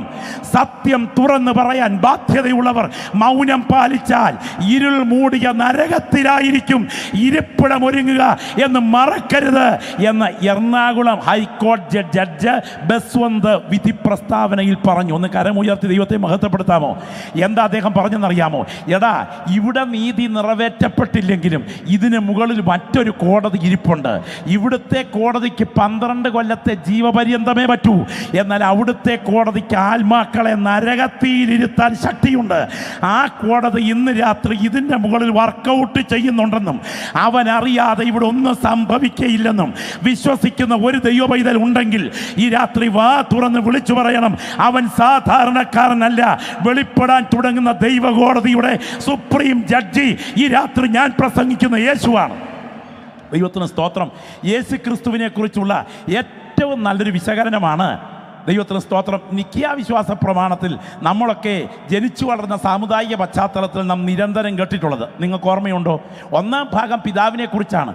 ദൈവത്തിൻ്റെ ഏകപുത്രനും 2-ാം ഭാഗം ദൈവത്തിൻ്റെ ഏകപുത്രനും സർവ്വലോകങ്ങൾക്ക് മുൻപേ പിതാവിൽ ജനിച്ചവനും പ്രകാശത്തിൽ നിന്നുള്ള പ്രകാശവും സത്യദൈവത്തിലുള്ള സത്യദൈവവും ജനിച്ചവനും സൃഷ്ടിയല്ലാത്തവനും സാരാംശത്തിൽ പിതാവിനോട് ഏകത്വമുള്ളവനും സർവ്വസൃഷ്ടിക്ക് മുഖാന്തരമായവനും മനുഷ്യരായ നമുക്ക് നമ്മുടെ രക്ഷയ്ക്കും വേണ്ടി സ്വർഗത്തിൽ നിറങ്ങി വിശുദ്ധ റുഹായാൽ കന്യകമറിയാമിൽ ജഡം ധരിച്ച് മനുഷ്യനായി പൊന്തിയോസ് പീലാത്തോസ് നാളുകൾ നമുക്ക് വേണ്ടി കഷ്ടം അനുഭവിച്ച് മരിച്ചടക്കപ്പെട്ട് തിരികിത പ്രകാരം 3-ാം ദിവസം ഉയർത്തെഴുന്നേറ്റ് സ്വർഗത്തിലേക്ക് കരയേറി ജീവിച്ചിരിക്കുന്നവരെയും മരിച്ചവരെയും ജീവിച്ചിരിക്കുന്നവരെയും മരിച്ചവരെയും ചത്ത പിന്നെ കഥ തീർന്നു എന്ന് വിചാരിച്ച തെറ്റി. സ്തോത്രം കുറച്ചേ ഉള്ളായിരുന്നു. സെക്ഷൻ ക്ലാസ്സിൽ കേസ് കൊടുത്ത് തോറ്റാൽ ഡിസ്ട്രിക്ട് കോർട്ടിൽ അപ്പീൽ പോകാം. ഡിസ്ട്രിക്ട് കോർട്ടിൽ കേസ് കൊടുത്ത് തോറ്റാൽ ഹൈക്കോർട്ടിൽ അപ്പീൽ പോകാം. ഹൈക്കോർട്ടിൽ കേസ് കൊടുത്ത് തോറ്റാൽ സുപ്രീം കോർട്ടിൽ അപ്പീൽ പോകാം. സുപ്രീം കോർട്ടിൽ തൂക്കിലിടാൻ വിധിച്ചാൽ പിന്നെ പ്രസിഡന്റിന് അടുക്കൽ ദയാഹർജി കൊടുക്കാം. അവിടെയും വിധി അങ്ങ് തള്ളിയിട്ട് ആളിനെ തൂക്കിലിടാൻ പ്രസിഡന്റ് കൂടെ അനുമതി നൽകി കഴിഞ്ഞാൽ പിന്നെ പോക്കാഗതി.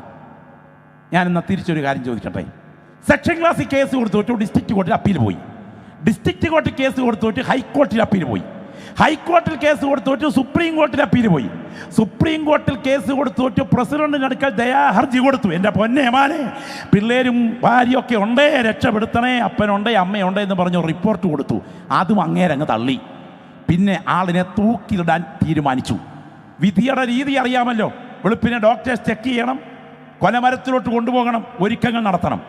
എന്നാൽ തലേ രാത്രി ഒരു പോലീസുകാരൻ സെല്ലിലേക്ക് ശ്രദ്ധിച്ചപ്പോൾ ആൾ അനക്കമില്ലാതെ കിടക്കുന്നത് പോലെ നാടി പിടിച്ച് നോക്കിയപ്പോൾ ആള് പോയി. എന്തായിരിക്കും വിധിയുടെ സ്വഭാവം? എന്തായിരിക്കും വിധിയുടെ സ്വഭാവം? നീയും അറിയാവുന്നവരോട് ചോദിക്കണം. വിധി നടപ്പിൽ വരുത്തുന്നതിന് മുൻപ് ഇവിടെ ഒരു പ്രതി സ്വാഭാവികമായി മരിച്ചാൽ ഇവിടുത്തെ വിധി നിയമപരമായി അസാധുവാകും. എന്നാൽ ഞാൻ ഇന്ന് രാത്രിയിൽ പ്രസംഗിക്കുന്ന ഈ സ്വർഗത്തിൻ്റെ കോടതി കൂടുന്നതിന് മുൻപ് ഏത് പ്രതി ചത്താലും, കിണറ്റിച്ചാടി ചത്താലും, വിഷം കുടിച്ച് ചത്താലും, റെയിൽവേ ട്രാക്കിൽ തലവെച്ച് ചത്താലും, കെട്ടി തൂങ്ങി ചത്താലും, മരണം കൊണ്ട് വിധി അസാധുവാക്കാതെ പുനരുത്ഥാനമെന്ന പ്രക്രിയയിലൂടെ ഉയർത്തെഴുന്നേൽപ്പിച്ചു കൊണ്ടുവന്ന് കണക്ക് തീർക്കാതെ അടങ്ങിയിരിക്കാത്ത ഒരു ജഡ്ജി ചരിത്രത്തിലുണ്ടെങ്കിൽ അത് ഈ രാത്രി ഞങ്ങൾ പ്രസംഗിക്കുന്ന നസ്രയനായ യേശുവാണ് എന്ന് വിശ്വസിക്കുന്ന ദൈവമക്കൾ ഈ രാത്രി വിളിച്ചു പറയണം, ആ ജഡ്ജി ഈ രാത്രി ഞങ്ങൾ ആരാധിക്കുന്ന കർത്താവാണ്. അങ്ങനെയാണെങ്കിൽ ഉറപ്പിച്ചു പറയുന്നു, ഇവൻ ആര്? ഇവൻ ലോകത്തെ നീതിയോടെ ന്യായം വിധിക്കുന്ന ജഡ്ജി. ഇനിയും മൂന്നാമത്തെ ഭാഗം വർത്തമാനകാല ദൗത്യമാണ്. ഒരു കരമൊന്ന് ഉയർത്തി ദൈവത്തെ ഒന്ന് മഹത്വപ്പെടുത്താമോ? ഒരിക്കൽ കൂടെ ശബ്ദം ഉയർത്തി. യേശു ആര്? ഒന്നാമത്തെ ചോദ്യം. ലോകത്തിന്റെ പാപം ചുമക്കുന്ന ദൈവത്തിന്റെ കുഞ്ഞാട്. യേശു ആര്? രണ്ടാമത്തെ ചോദ്യം. ലോകത്തെ നീതിയോടെ ന്യായം വിധിക്കുന്ന ജഡ്ജി. മൂന്ന്, യേശു ആര്? വീണ്ടും ദൈവാത്മാവ് ഇങ്ങനെ പറയുന്നു, ഞാൻ നിങ്ങളെ വെള്ളം കൊണ്ട് സ്നാനം കഴിപ്പിക്കുന്നതേ ഉള്ളൂ. ഞാൻ നിങ്ങളെ സ്നാനപ്പെടുത്താൻ ഉപയോഗിക്കുന്ന മാധ്യമം വെള്ളമാണ്. എന്നാൽ എൻ്റെ പിന്നാലെ വരുന്ന ഇദ്ദേഹമില്ലേ, ഇദ്ദേഹം ഒരു ദൗത്യം ചെയ്യാനാണ് വരുന്നത്. അവൻ നിങ്ങളെ സ്നാനപ്പെടുത്തും. അത് വെള്ളത്തിലല്ല സ്നാനപ്പെടുത്താൻ തുടങ്ങുന്നത്, പരിശുദ്ധാത്മാവാകുന്ന ജലത്തിനകത്ത് ആത്മമണ്ഡലത്തിൽ നിന്നെ മുക്കാൻ കഴിവുള്ളവനാണ്.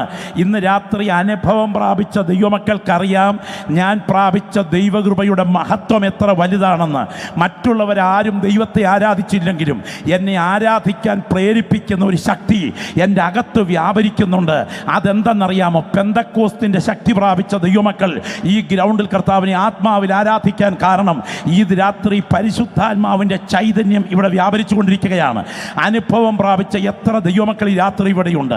ദൈവത്തിന് സ്തോത്രം. നമുക്കൊക്കെ അറിയാം, നമ്മുടെ അടുക്കളയിൽ സാധാരണ പലവ്യഞ്ജനത്തിൻ്റെ ടിന്നുകളുണ്ട്. മുളക് പൊടി, മല്ലിപ്പൊടി, ജീരകം എന്നൊക്കെ. പെന്തിക്കോസ്ത് എന്ന് പറഞ്ഞൊരു സഭയില്ല. കത്തോലിക്ക, യാക്കോബായ, ഓർത്തഡോക്സ്, CSI, CNI, ഇവാഞ്ചലിക്ക, പഥ്യം, IPC, ചർച്ച് ഓഫ് ഗോഡ്, ശാരോന് എന്നിത്യാദി നെല്ലിക്കാച്ചാക്കിൻ്റെ കുത്തഴിച്ച് വിട്ടതുപോലെ സംഘടനകൾ ഇവിടെ ഉണ്ടെങ്കിലും പെന്തിക്കോസ്ത് എന്ന് പറഞ്ഞ് ഒരു സംഘടനയല്ല, വിവിധ സംഘടനകൾ ഉണ്ടെങ്കിലും എന്താണ് പെന്തക്കോസ്തിൻ്റെ പ്രത്യേകത? നിങ്ങൾ അറിയണം, അടുക്കളയിൽ മുളക് പൊടി എന്ന് അകത്ത് സംഭവം ഉണ്ടെങ്കിൽ പുറത്തൊരു ലേബൽ എഴുതി ഒട്ടിക്കുക വിദഗ്ധരായ വീട്ടമ്മമാരുടെ സ്വഭാവമാണ്. അകത്ത് ചരക്കുണ്ടെങ്കിൽ പുറത്ത് ലേബൽ നല്ലതാണ്. എന്നാൽ അകത്ത് ചരക്ക് തൊട്ട് തേച്ചിട്ടില്ലാത്ത ഒത്തിരി കാലി ടിന്നുകൾ ഈ പെന്തിക്കോസ്തിലുണ്ട്. അന്യഭാഷയോടെ ആത്മനിറവിൽ ദൈവത്തെ ആരാധിക്കാൻ കൃപ പ്രാപിച്ച ചില ദൈവമക്കളെ ഞാൻ ഈ രാത്രി ഇതിനകത്ത് കാണുന്നു. അകം കത്തുന്ന ദൈവവൈതലേ, നിന്നെ നിറയ്ക്കാൻ കഴിവുള്ള ആത്മമണ്ഡലം ഇന്ന് രാത്രി ഇവിടെ ചലിച്ചുകൊണ്ടിരിക്കുകയാണ്. തേജസ്സോടെ നമ്മുടെ കർത്താവ് ഇന്ന് രാത്രി ഇതിനകത്ത് എത്തിയിട്ടുണ്ട്. അവൻ്റെ കരം ഈ രാത്രി ഇവിടെ ബലത്തോടെ വ്യാപരിക്കുന്നു. ഞാൻ അഭിഷേകം, ചൈതന്യം അകത്ത് അനുഭവിച്ച ദൈവമക്കൾ പറയാം. ദൈവത്തിന് സ്തോത്രം. യോഹന്നാൻ പറയുകയാണ്, അവൻ നിങ്ങളെ പരിശുദ്ധാത്മാവ് കൊണ്ടും തീ കൊണ്ടും സ്നാനം കഴിപ്പിക്കും എന്ന് പറഞ്ഞാൽ ആത്മമണ്ഡലത്തിൽ നടക്കാൻ തുടങ്ങുന്ന സെഹിയോൻ മാളികമുറിയിലെ സ്നാനം യോഹന്നാൻ പ്രവചനാത്മാവിൽ പറയുകയാണ്. സെഹിയോൻ മാളികമുറിയിൽ നിങ്ങളെല്ലാം എന്നോട് ചേർന്ന് ആ വാക്യം ഒന്ന് ഉദ്ധരിച്ച് പറഞ്ഞാൽ നന്നായിരിക്കും. കൊടിയ കാറ്റടിക്കുന്നത് പോലെ ഒരു മുഴക്കമുണ്ടായി. അഗ്നിജ്വാല പോലെ പിളർന്നിരിക്കുന്ന നാവുകൾ ഓരോരുത്തൻ്റെ മേൽ പതിഞ്ഞു.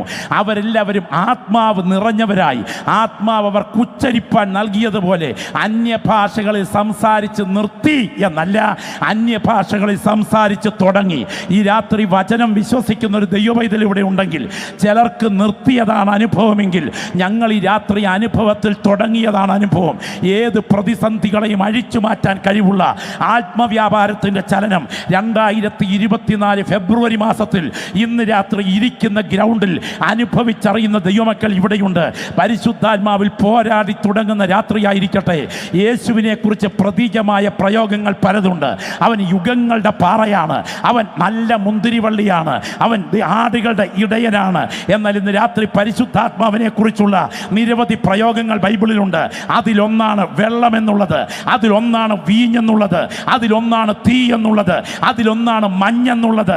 ഈ രാത്രിയിൽ പറയട്ടെ, വചനം ഏറ്റെടുക്കുന്ന ഒരു ദൈവവൈതലുണ്ടെങ്കിൽ കാത്തിരിക്കുന്ന നിന്നെ കാലിയാക്കി മടക്കി വിടാതെ ഇന്ന് രാത്രി ഈ ഗ്രൗണ്ട് വിട്ട് എഴുന്നേൽക്കുന്നതിന് മുൻപ് ആത്മവ്യാപാരത്തിലേക്ക് നടത്താൻ കഴിവുള്ള ആത്മ അഗ്നിയുടെ സ്പർശനം അനുഭവിച്ചറിയുന്ന ദൈവമക്കൾ പ്രാർത്ഥിച്ചു തുടങ്ങട്ടെ.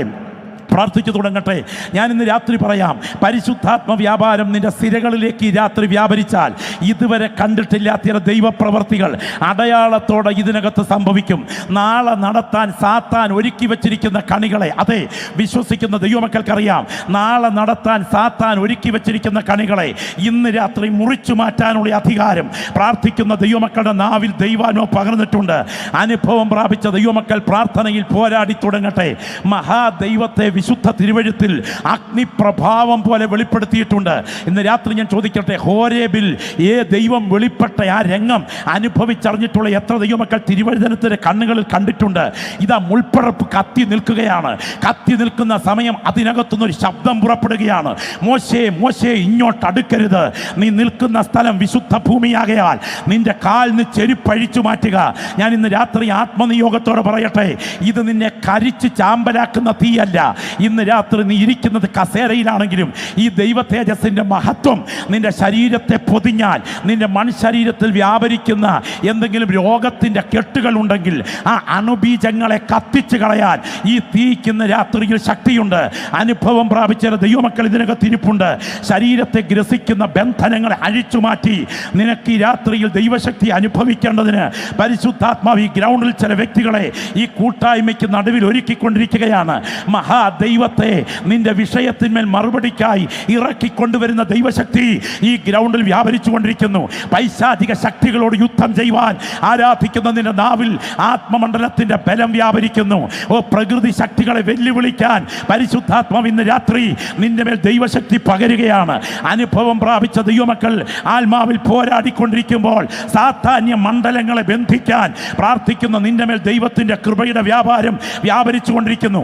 ഈജിപ്ഷ്യൻ മന്ത്രവാദികളുടെ ശക്തി എത്ര പ്രബലമാണെങ്കിലും ആത്മാവിൽ ആരാധിക്കുന്ന ദൈവമക്കളെ ഞാൻ പറയാം, ഈജിപ്ഷ്യൻ മന്ത്രവാദികളുടെ ശക്തി എത്ര പ്രബലമാണെങ്കിലും നീ കേവലം മുൾപ്പറപ്പ് പോലെ ബലഹീനയാണെങ്കിലും ഇന്ന് രാത്രി ആത്മപ്രവാഹത്തിന്റെ ജ്വാല നിന്റെ ശരീരത്തിന്മേലൊന്ന് പൊതിയാൻ ആത്മമണ്ഡലത്തിൽ ഏൽപ്പിച്ചു കൊടുത്താൽ ഒരു പൈശാചിക ദേവി ബന്ധനങ്ങൾക്കും നിന്നെ തൊടാൻ കഴിയാത്ത വിധത്തിൽ നൈൽ ദൈവത്തിന് സ്തോത്രം ആരാധനാ കേന്ദ്രത്തിന്റെ ശക്തിക്കോ ഈ രാത്രി ആത്മാവിൽ ആരാധിക്കുന്ന ദൈവമക്കൾ കണ്ടാട്ടെ. തേജസ്സോടെ യേശു ഇതിനകത്ത് ഇറങ്ങി വന്നിട്ടുണ്ടെങ്കിൽ ഈ രാത്രി ഞങ്ങൾ കൈവെക്കാതെ തന്നെ ഇതിനകത്ത് ചില വ്യക്തികൾ ആത്മസ്നാനത്തിലേക്ക് നടത്തപ്പെടുന്ന ഒരു രാത്രിയെ ദൈവാത്മാവ് തീർക്കുകയാണ്. അന്യഭാഷയിൽ പോരാടാൻ ദൈവ കൃപ തന്നിരിക്കുന്ന ദൈവമക്കൾ ഈ ഗ്രൗണ്ടിൽ അന്യഭാഷയിൽ പ്രാർത്ഥിച്ചു തുടങ്ങട്ടെ. യേശുവിൻ്റെ നാമത്തിൽ ജയം, യേശുവിൻ്റെ അധികാരമുള്ള നാമത്തിൽ ജയം. ഞാൻ ഇന്ന് രാത്രി ചോദിക്കട്ടെ, വിശുദ്ധ തിരുവഴുത്തിൽ തൻ്റെ ഓമനപുത്രൻ ദാനിയേൽ പ്രവചനം 10-ാം അധ്യായത്തിൽ ഇറങ്ങിയ ഒരു രംഗം നിങ്ങൾ 10-ാം അധ്യായത്തിൽ വായിക്കാൻ കഴിയുന്നുണ്ട്. മുഖം മിന്നൽ പ്രകാശം പോലെ, ദേഹം ഗോമേതകം പോലെ, കൈകാലുകൾ മിനുക്കിയ താമ്രത്തിന്റെ വർണ്ണം പോലെ, കണ്ണുകൾ തീപ്പന്തം പോലെ, അരയിൽ ഊപാസ്തംഗം കൊണ്ട് കച്ചകെട്ടി ഒരു പുരുഷനെ ഞാൻ കണ്ടു. ഇന്ന് രാത്രി പറയട്ടെ, പ്രാർത്ഥിക്കുന്ന നിന്റെ വാഗ്ദത്തത്തെ നിവർത്തിക്കാൻ അനുവദിക്കാതെ ആകാശമണ്ഡലത്തെ അടച്ചുപൂട്ടി ഭരിക്കുന്ന പാർസി പ്രഭുക്കൾ എത്ര ശക്തരാണെങ്കിലും അവറ്റകളെ വെട്ടിമാറ്റി പ്രാർത്ഥിക്കുന്ന നിന്റെ അടുക്കൽ വിഷയത്തിന് മറുപടി എത്തിക്കാൻ തൻ്റെ ജഡാവതാരത്തിന് മുൻപ് യേശു ഇറങ്ങിയെങ്കിൽ ഈ ക്രൂസൈഡ് നടന്നുകൊണ്ടിരിക്കുന്ന രാത്രി ആരാധിക്കുന്ന ചില വ്യക്തികളുടെ പ്രതിസന്ധികളെ അഴിച്ചു മാറ്റാൻ യേശു എത്തിയിട്ടുണ്ട് എന്ന് തിരിച്ചറിയുന്ന ദൈവമക്കൾ ആത്മാവിൽ പോരാടട്ടെ. ഓ ചിരാദൽ ഘടകന ഉദര ദിഗജകൾ ഘടകന ദിഗനയാരകനക രക്തത്താൽ ജയം. പരിശുദ്ധാത്മാവ് ഈ മീറ്റിങ്ങിനകത്ത് ചില വ്യക്തികളുടെ കണ്ണ് തുറക്കുന്ന രാത്രിയാണ്. ആത്മമണ്ഡലത്തിൽ ദൈവപ്രവൃത്തി വ്യാപരിക്കുന്ന രാത്രിയാണ്. ഹോരേബിൽ വെളിപ്പെട്ട ദൈവത്തിൻ്റെ തേജസ്, സീനായിൽ മൂടിയിറങ്ങിയ ദൈവത്തിൻ്റെ തേജസ്. ഓ ദൈവത്തിന് സ്തോത്ര. പത്മോസിൽ ഇറങ്ങി വന്ന ദൈവത്തിൻ്റെ തേജസ്സിൻ്റെ ആൾരൂപം, ദമസ്കോസിൻ്റെ പടിവാതിക്കൽ ചലിച്ചിറങ്ങിയവൻ്റെ കരം, സെഹിയോൻ മാളികമുറിയിൽ ഇതാ മുഴക്കത്തോടെ ഇറങ്ങുമ്പോൾ ഇതാ മുൾപ്പടപ്പിന് മുകളിൽ വസിച്ച ആത്മമണ്ഡലത്തിന്റെ പ്രവാഹം അഗ്നിജ്വാല പോലെ പിളർന്നിരിക്കുന്ന നാവുകളോടെ ആ ശരീരത്തിന്റെ പഞ്ചേന്ദ്രിയങ്ങളെ ആത്മാവിൽ തൊടുകയാണ്. ഞാൻ ഈ രാത്രി പരിശുദ്ധാത്മ നിയോഗത്തോടെ വിളിച്ചു പറയുന്നു, ഈ ശുശ്രൂഷ നടന്നുകൊണ്ടിരിക്കുമ്പോൾ യേശു നിന്റെ അടുക്കലുണ്ടെന്ന് ഹൃദയം തുറന്ന് വിശ്വസിക്കാൻ നിനക്ക് കഴിയുമെങ്കിൽ ഇതുവരെ കണ്ടിട്ടില്ലാത്ത ചില ദൈവപ്രവർത്തികൾ അടയാളത്തോടെ നിന്റെ ജീവിതത്തിന്മേൽ സംഭവിപ്പിക്കാൻ ആ കരം ചലിക്കുകയാണ്. അനുഭവിക്കുന്ന ദൈവമക്കൾ പ്രാർത്ഥിച്ചു തുടങ്ങിക്കാട്ടെ. ഗ്ലോറി, രക്തത്താൽ ജയം, രക്തത്താൽ ജയം, രക്തത്താൽ ജയം. ഗ്ലോറി, രക്തത്താൽ ജയം, രക്തത്താൽ ജയം. പരിശുദ്ധാത്മ നിയോഗത്തോടെ പോരാടുന്ന ദൈവമക്കളുടെ അധരങ്ങളിൽ ആരാധനയുടെ ശബ്ദമുയരട്ടെ, ആരാധനയുടെ ശബ്ദമുയരട്ടെ. ഈ ആത്മീയ ശുശ്രൂഷ ഇവിടെ നടന്നുകൊണ്ടിരിക്കുമ്പോൾ ഈ ഗ്രൗണ്ടിലിരുന്ന് പ്രാർത്ഥിച്ചുകൊണ്ടിരിക്കുന്ന ഉത്തരം കിട്ടാത്ത ചില പ്രാർത്ഥനാ വിഷയത്തിന്മേൽ യേശുവിൻ്റെ കരം ഇറങ്ങി വന്ന് ഒരു അസാധാരണ ദൈവപ്രവൃത്തി ചില വ്യക്തികളുടെ ചോദ്യത്തിന് വേണ്ടി നടത്താൻ അവൻ്റെ കരം ഉയർന്നു നിൽക്കുന്നത് ഞാൻ ആത്മകണ്ണുകൾ കൊണ്ട് കാണുകയാണ്. രക്തത്താൽ ജയം, രക്തത്താൽ ജയം.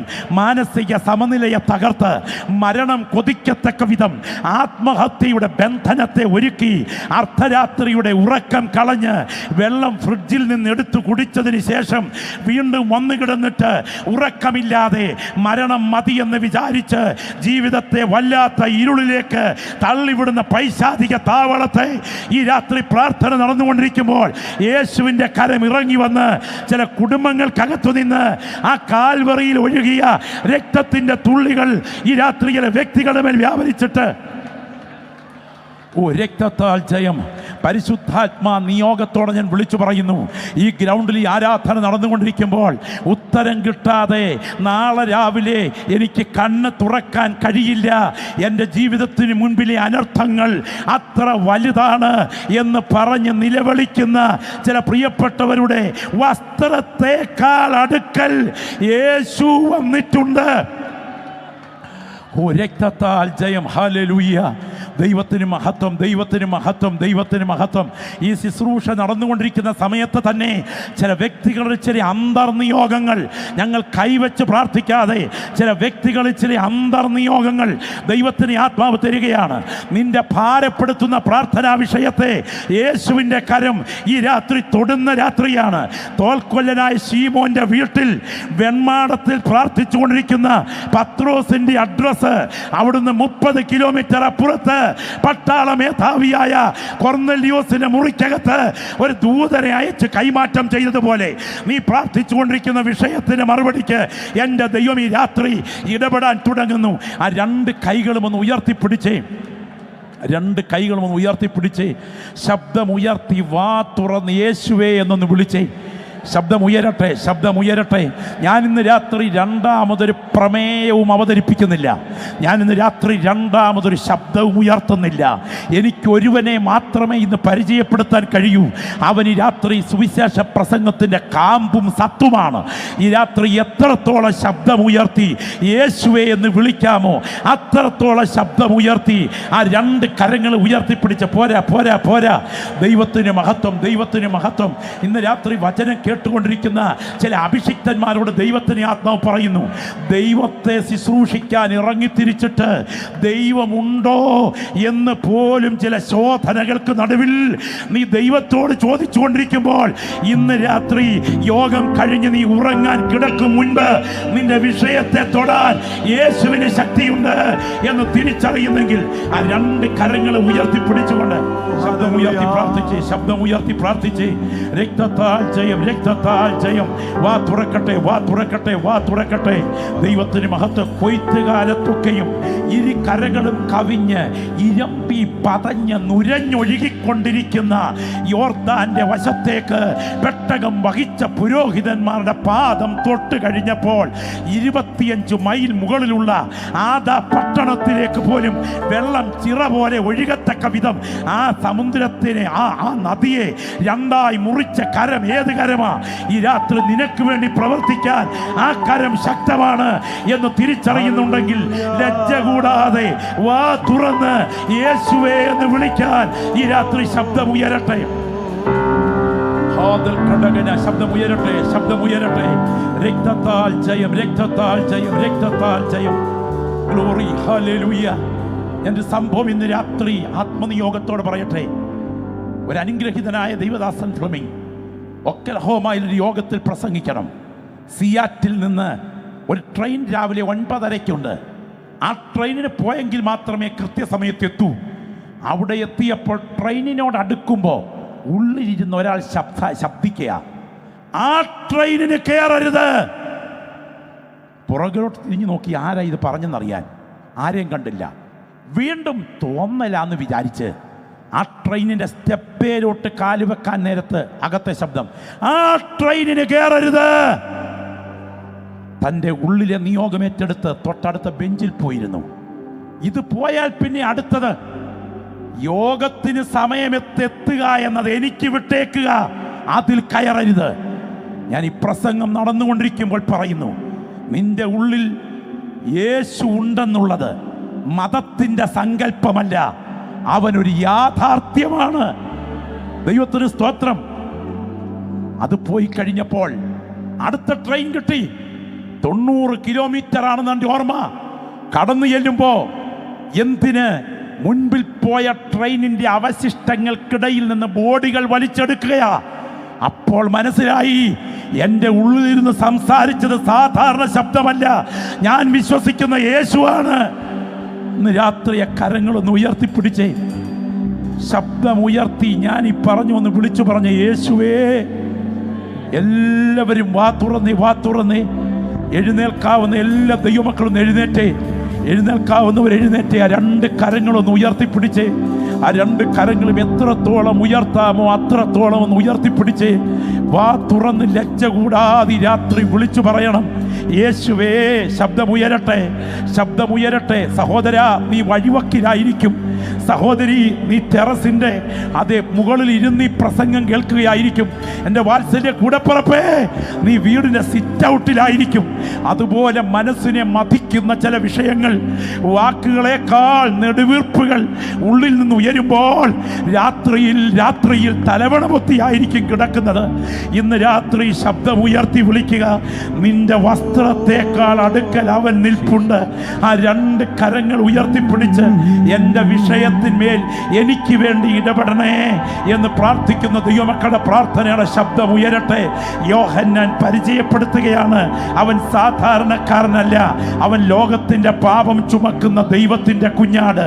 അവൻ ലോകത്തെ നീതിയോടെ ന്യായം വിധിക്കുന്ന ജഡ്ജി. തീർന്നില്ല, അവൻ മറ്റാരുമല്ല. ദൈവത്തിന് സ്തോത്രം. നീ വിശ്വസിക്കുന്നെങ്കിൽ നിന്റെ അകത്തേക്ക് ശക്തമായ ദൈവ സാന്നിധ്യം വ്യാപരിപ്പിക്കാൻ അവൻ പരിശുദ്ധാത്മ സ്നാപകൻ. ഈ രാത്രി കരം ഉയർത്തിപ്പിടിച്ച് എൻ്റെ വിഷയത്തിന്മേൽ ഇടപെടണേ എന്ന് പ്രാർത്ഥിക്കുന്ന നീ ശബ്ദമുയർത്തി പ്രാർത്ഥിച്ചു തുടങ്ങട്ടെ.